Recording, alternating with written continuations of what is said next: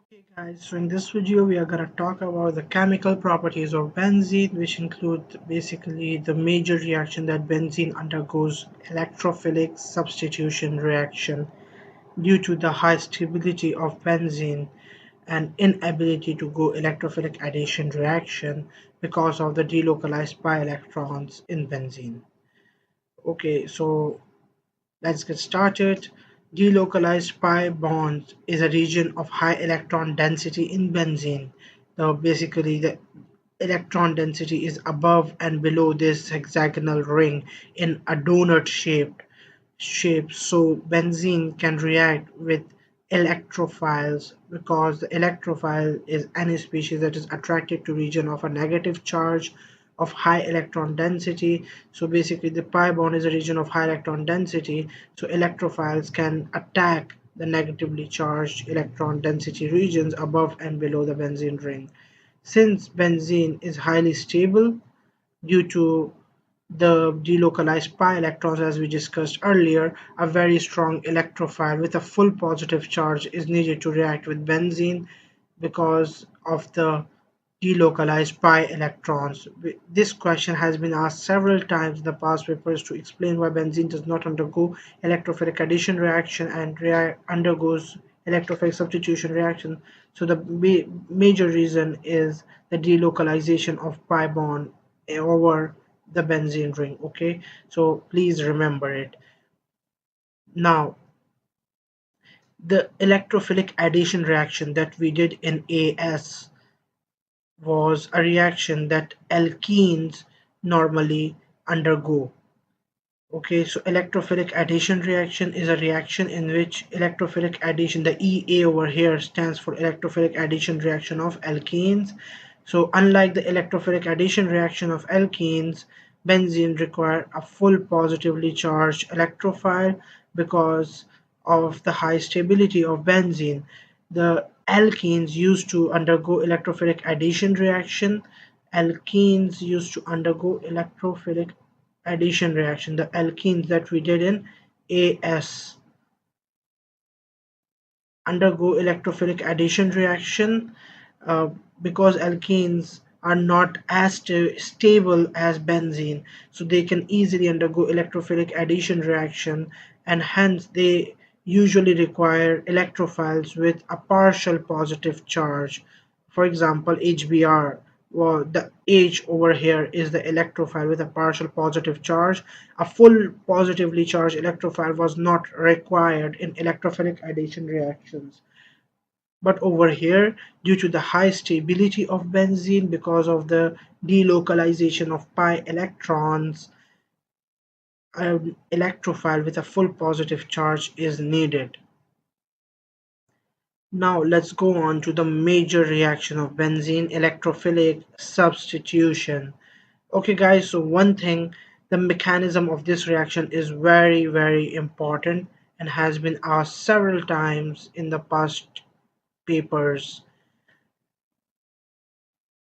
The first reaction that I have given over here, the reaction that we are going to study over here, is the halogenation reaction. Halogenation, basically the electrophilic substitution reaction of halogens with benzene. This reaction takes place at RTP in presence of AlBr3 catalyst. These conditions are important and have been asked in the past year papers. AlBr3 catalyst and RTP, one of the bromine atoms replaces a hydrogen atom from the benzene ring, and bromine and the other bromine atom reacts with that hydrogen atom, forming an HBr molecule. Now let's go into a bit detailed mechanism, and this mechanism is important, so please do learn it. Okay, the first step in this reaction is the generation of the electrophile with a full positive charge. The bromine molecule over here, it first attacks the AlBr3 catalyst that we used.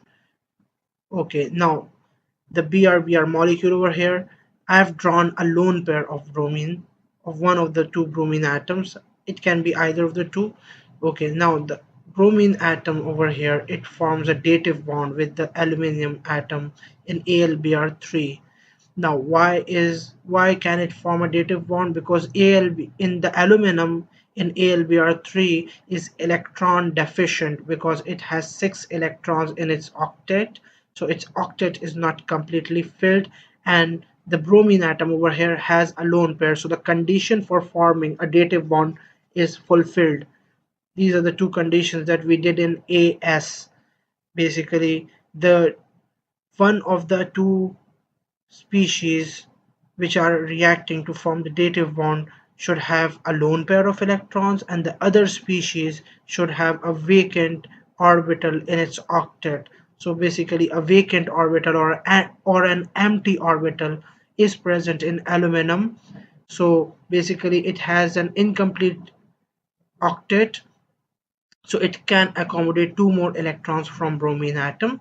Okay, once the dative bond is formed, it will then behave as a normal covalent bond, and after forming the dative bond, this bromine atom that formed the dative bond will get a positive charge because it has lost one electron by forming a dative bond by donating it to the aluminum atom, and the aluminum atom, after gaining that extra electron, gains a negative charge.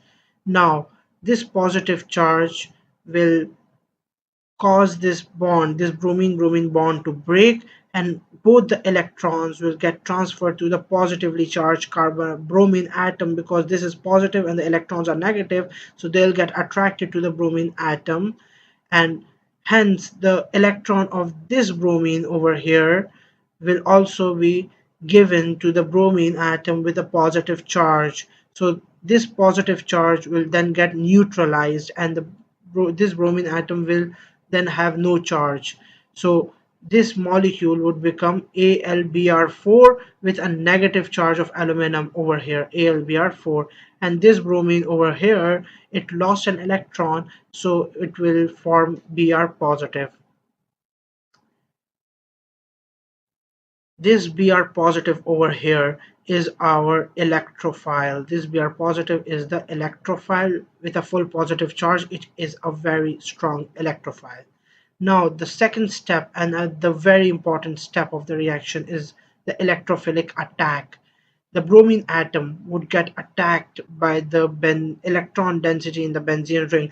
Now this representation of the arrow is very important. This curly arrow over here must begin from the inside the rings of benzene and must end on the electrophile.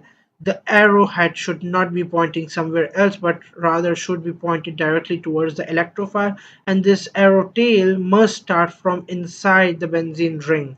Okay, if the examiners are very strict when they are checking the mechanisms, and especially when they are checking the curly arrows, so must direct the curly arrows properly.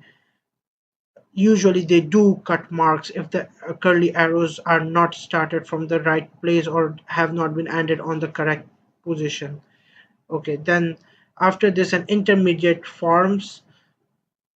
Since the electron density was used to form a dative bond, two of the electrons from the electron density are lost and are used in forming this covalent bond over here. As a result, the remaining four electrons inside of the benzene ring are left, and the ring inside is broken. It becomes incomplete, and this structure gets a positive charge after forming the dative bond because it has lost one electron. This intermediate over here is known, and the hydrogen atom and the bromine atom are shown, are displayed. Actually, this is not a new hydrogen, it's actually the hydrogen which wasn't displayed over here but rather is displayed in this diagram. Okay, this intermediate is known as a carbocation intermediate because it is positively charged and is based on carbon atoms, and it also has a special name called the valent intermediate.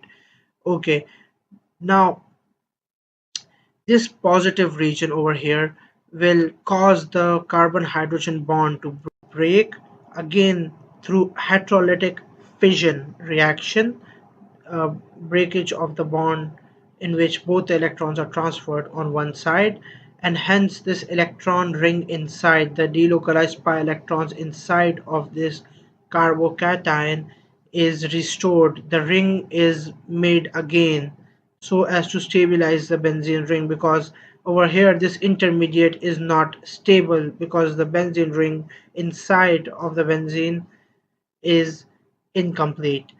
Okay, after this bond breaks, both the electrons, the electron of hydrogen and the electron of this carbon atom, are transferred inside of benzene for completing the benzene ring inside, and this hydrogen over here loses its electron that it used to form the covalent bond and gets a positive charge, H positive, and this bromine atom is left as the substituent over the benzene ring, forming bromobenzene. This compound is bromobenzene. Now the third and the last step of this mechanism is the regeneration of the catalyst. The H positive that we get, it reacts with the AlBr4 negative and gains one bromine atom from it, forming HBr molecule, and AlBr3 catalyst is regenerated. So this is basically a condition of catalyst that this is a property of catalyst, that catalyst is regenerated in the end. It does take part in a chemical reaction but is finally regenerated in the end and is chemically unchanged. Physically it may change, but chemically the catalyst is unchanged. So that's the basic mechanism of electrophilic substitution reaction. And now all the reactions of benzene that are gonna come in the next videos, in the upcoming videos, are gonna be based on this basic mechanism. So better learn this mechanism properly, because this is the most frequently asked frequently tested part of benzene. Okay guys, so see you in the next video. Thank you.